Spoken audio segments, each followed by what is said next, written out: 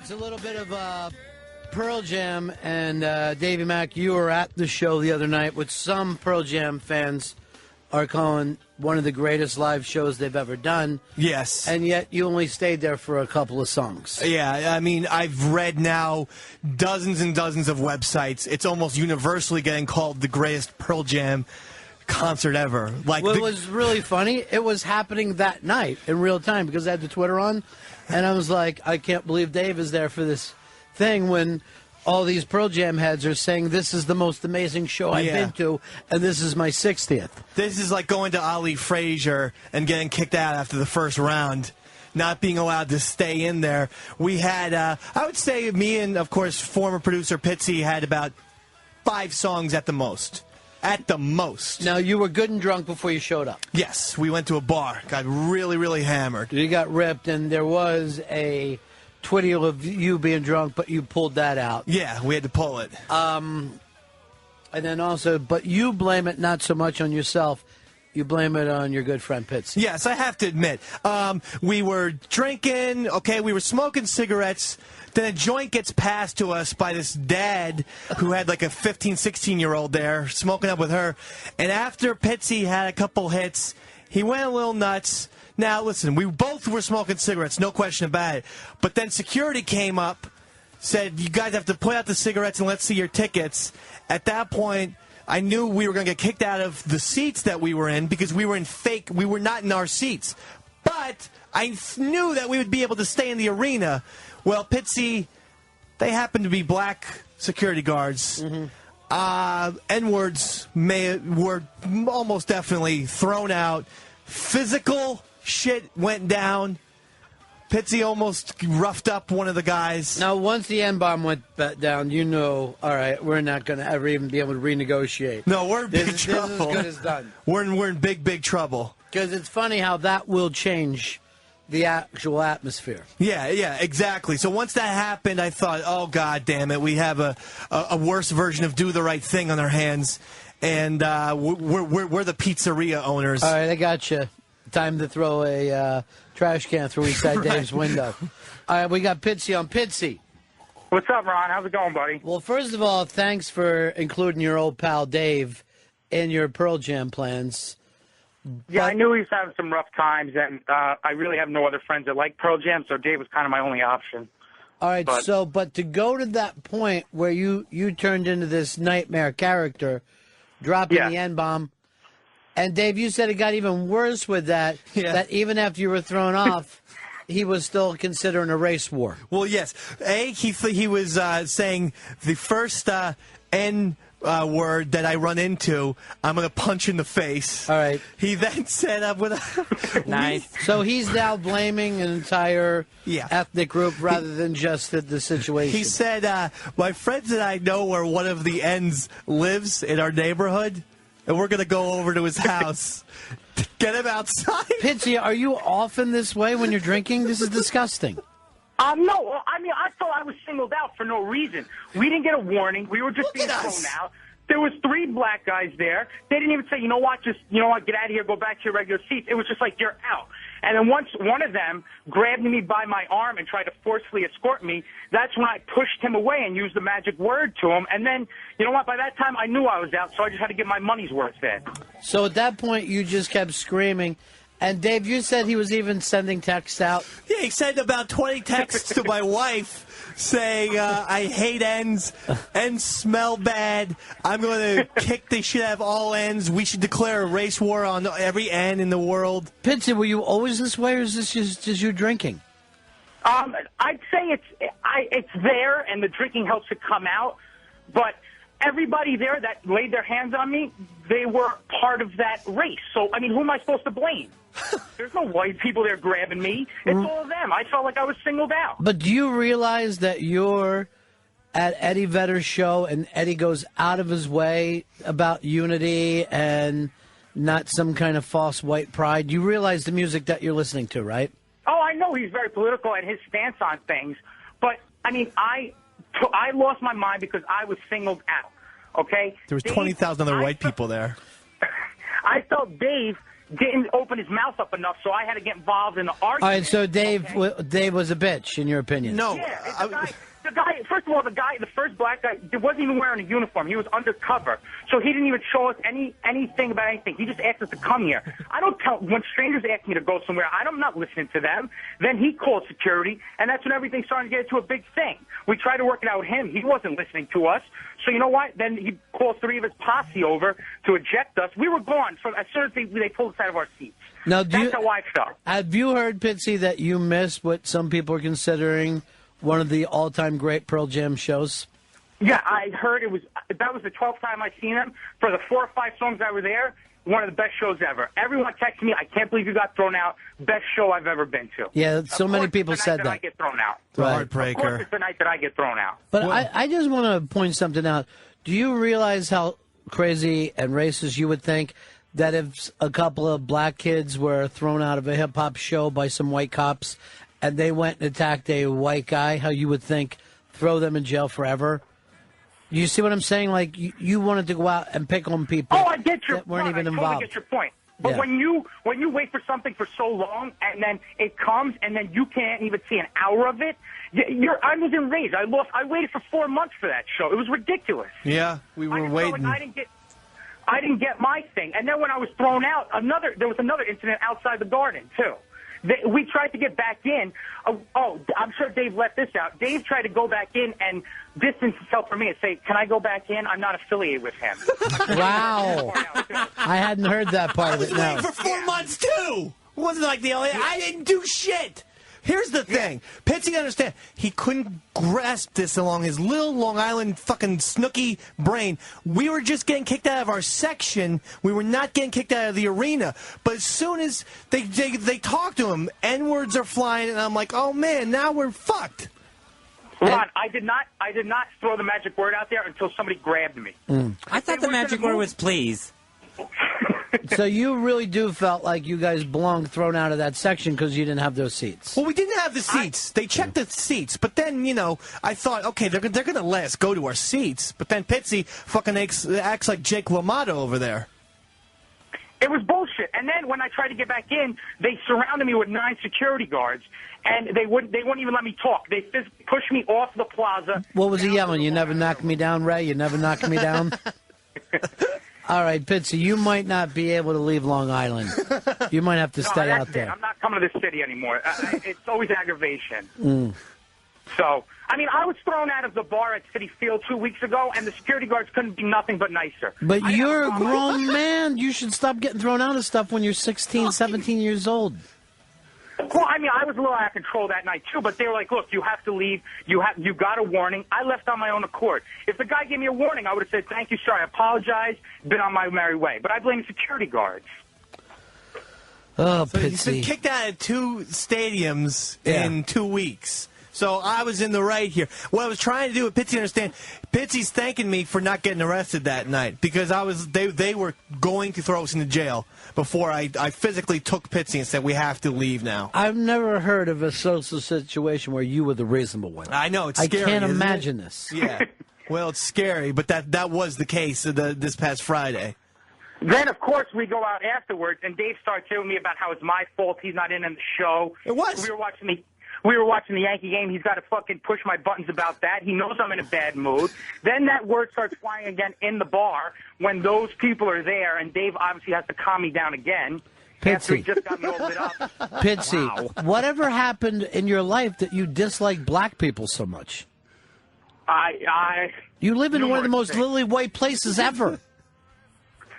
No, there are some. We have some projects here, but everybody stays on their own thing. It's just not my thing. They're not my people. I don't know. I'm being honest. I don't know. I just everybody I'm with is kind of that way. So we all form the same thoughts. So you're out. Yeah, that's how it is. All right, Pitzy. So you no more coming into the Citi Field. You're going to stay out on Long Island, and you got your wedding coming up. And what is it going to be? 9 different potato stations or something. Yes, mashed potato bar, and we have 9 other stations. All right, so mashed potato bar where they put the mashed potatoes in martini glasses. Yes. Yes, and sweet potatoes or regular mashed potatoes. You're just going to get thrown out of that, too. Now, have you ever been with any women since this has all been... Because No. I know you were curious about other girls. No. Everything's cool now. Okay. Well, you wouldn't like the opportunity to just be with another woman once before you did this? I mean, I went to Vegas. Nothing happened, so I figured if it wasn't going to happen there, it's never going to happen again. So that's it. That's it for you. That's it. We're living together now, so I'm kind of domesticated. Wouldn't you like just to try it with a black girl once? Bronx Tale. Make sure she opens the lock on your car.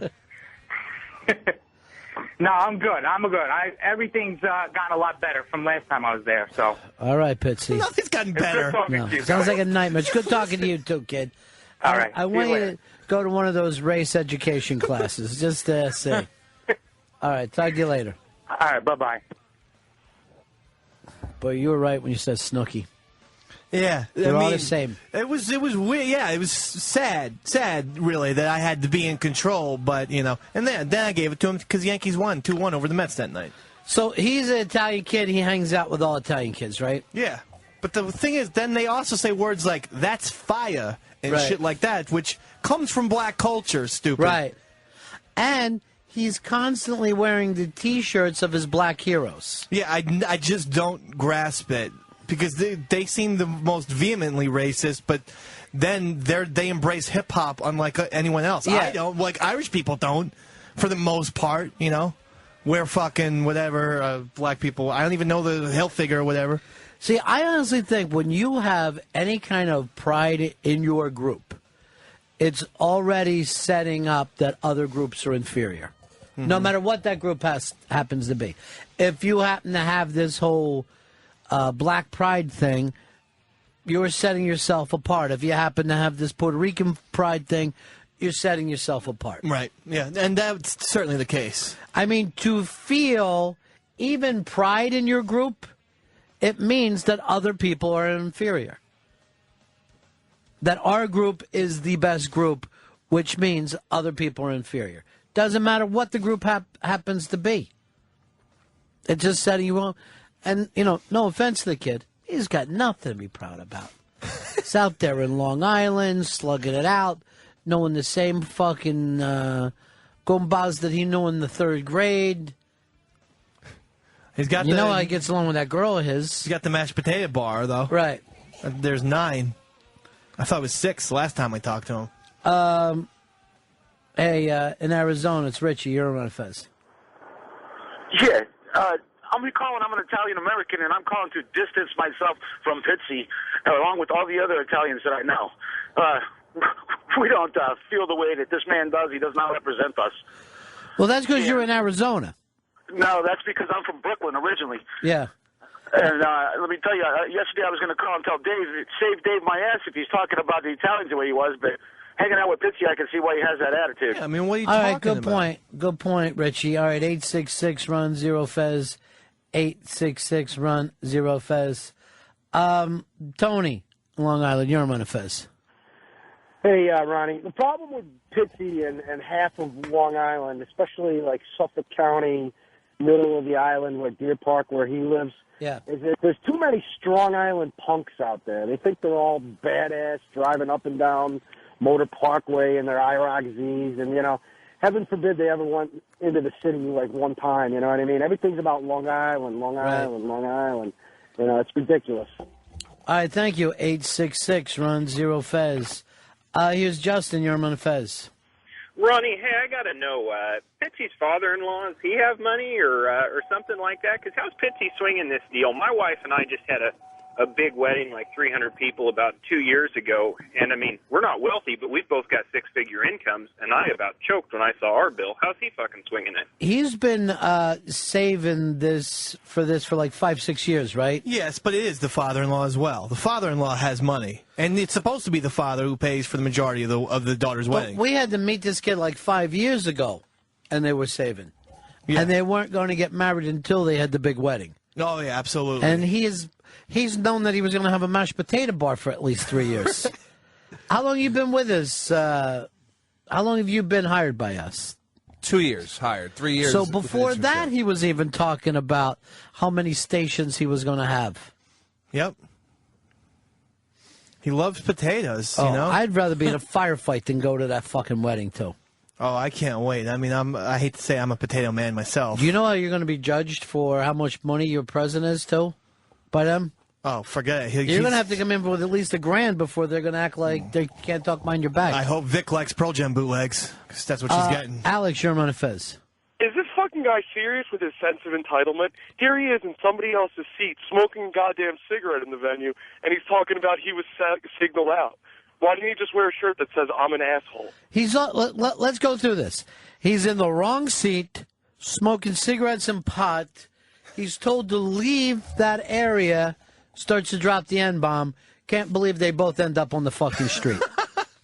And the best part of this is they love Pearl Jam. Both these guys love Pearl Jam and apparently have no idea what Eddie Vedder is singing about. Well, I have to say, I felt like Matt Damon in Rounders, where fucking Ed Norton's getting me into all this shit. I want you to know something. I'm like, just let me stay and watch this show.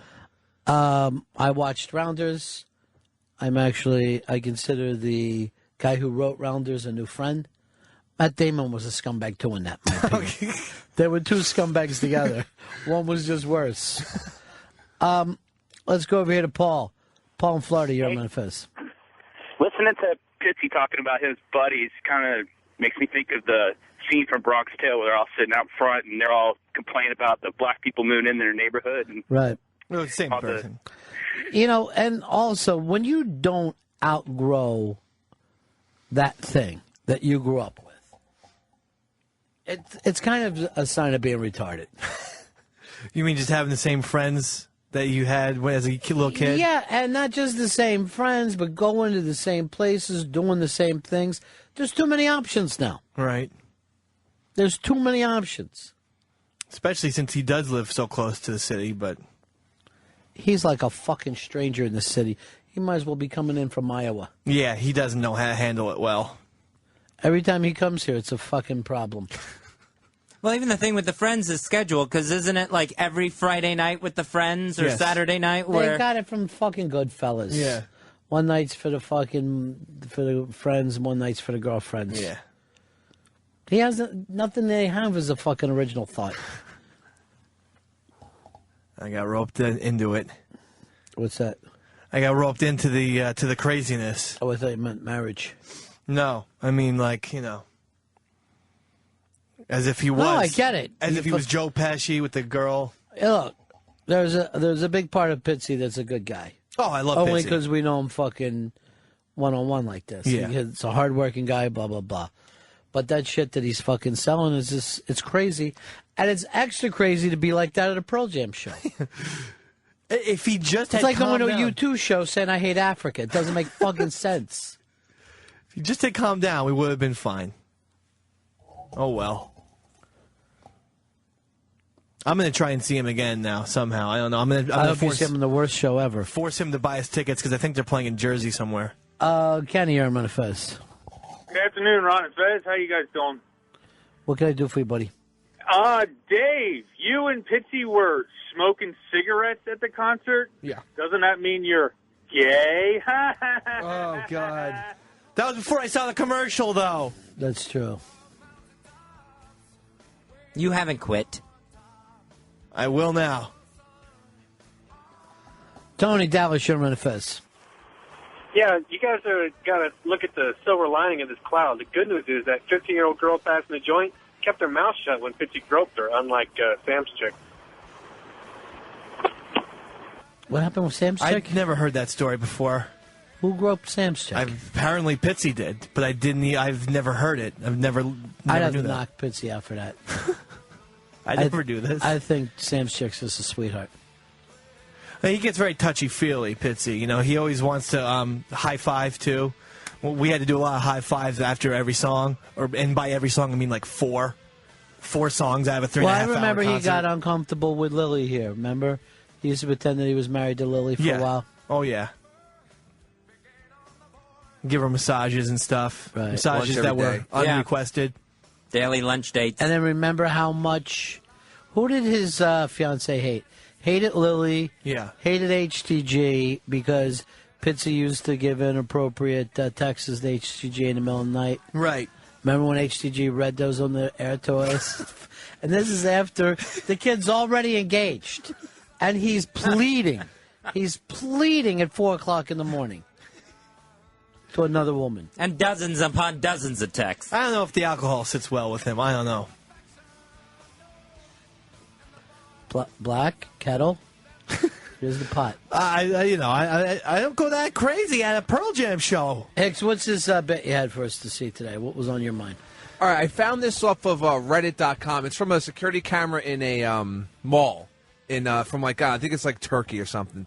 And it's a little kid. Well, here it's a little kid on an escalator, fucking with no parents around. There's no sound, so. And That's the little kid going up there? Getting dragged on the outside of the fucking escalator. Dragged how? He's riding it somehow on the outside, and then someone sees that he has nowhere to go. So some guy runs over, and the kid falls. It's fucking crazy. That kid, no one was watching him, and this fucking guy comes out of nowhere and catches this fucking child. Now, did the kid purposely jump to the man, or did he just fall? I think he fell because he had no place else to go. On that, the railing was fucking there. That guy's like a fucking super fucking hero. He came out of nowhere. Then they found out that guy had been dead for 10 years. That's the beauty part of that story. So why'd you show this to us? Just to say kids are crazy? It's crazy. It's very, that guy's a hero. Remember how your mother used to be when you got on an escalator when you were a kid? She would always act like you could grind your feet up. Yeah, I still have fear, a little bit of fear to this day. Because of them yelling at you? Yeah, because my shoelaces were always untied. My mom's like, your leg's going to get snapped off. They would always try to tell you your toes were going to get caught, blah, blah, blah. Don't sit down on it. Your ass will be ripped off. We would hear, too, that your hair could get caught in it and would get told this horrific story about a girl who had her scalp pulled off from fooling around. I think your parents kind of grew up in a time where the escalators were a little rougher than they are now. We heard the girl with the hair on at Great Adventure in New Jersey for roller coasters. I never heard of that with an escalator, because how would her hair, she would have hair down to her feet? It doesn't matter what they're lying about. She was fooling around and fell down. Ah. Yeah, we heard free fall. Girl had a hair. Free falling? Did they play that? It would have been apropos. Oh, nice. I hesitated for a second because I didn't think I was going to You didn't think it was apropos? say it correctly. You didn't think that For term? a second, apropos felt real, but... St. Tropez.